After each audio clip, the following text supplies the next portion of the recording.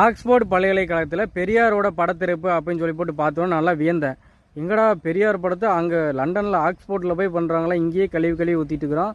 இவ்வளோ அவனுடைய இத்தனை வருஷமாக கட்டமைச்சு அவனை வச்சு எல்லாம் இது பண்ணது, சம்பாதிச்சது எல்லாம் பண்ணது, உடச்சாச்சு வளத்தை வள்ளி சாப்பிட்டானுங்க. இதெல்லாம் இப்போ கஷ்டப்பட்டு உடச்சிட்டோம். ஆனால் ஆக்ஸ்போர்ட்டில் வரைக்கும் அவனை சரி நம்ம இத்தனை வருஷமாக ஏமாற்றி எல்லாத்தையும் அடித்து சாப்பிட்டு மலை வளையத்து கொண்டு மக்களுக்குள்ளே ஊடுருவி இங்கே இருக்கிற இறைகள் எல்லாத்தையும் அழிச்சிது. சரி அதே மாதிரி அங்கே வந்து அவங்கள ஏமாற்றி இத்தனை வருஷமாக கட்டமைச்சுன்னு சொல்லி போட்டு எதாவது பண்ணியிருப்பாங்க. நம்ம வந்து அதெல்லாம் உடச்சிருந்துலாம் அப்படின்னு சொல்லி போட்டு தான் தெரிஞ்சேன். ஆனால் இப்போ தான் தெரியுது அவன் ஒருத்தரோட அவன் 210 பவுண்டு கொடுத்தா ஆளை கொடுத்து அதுக்கப்புறம் மேற்கொண்டு செலவு பண்ணி யாரோட திரைப்படத்தை யாரோட புகைப்படத்தை வேணாலும் இது பண்ணிக்கலாம், இன்பநிதியோட புகைப்படத்தை கூட பண்ணிக்கலாம் அப்படிங்கிற அளவுக்கு தான் உண்மை. இது எல்லா மக்கள்கிட்ட இப்போ நம்ம வந்து இவ்வளோ தெரிஞ்சு இவ்வளோ ஒரு ஃபோன் உலகத்தில் இன்டர்நெட் உலகத்தில் இருக்குங்காட்டி இதெல்லாம் வந்து சோசியல் மீடியா இருக்குங்காட்டி இதெல்லாம் தெரியுது.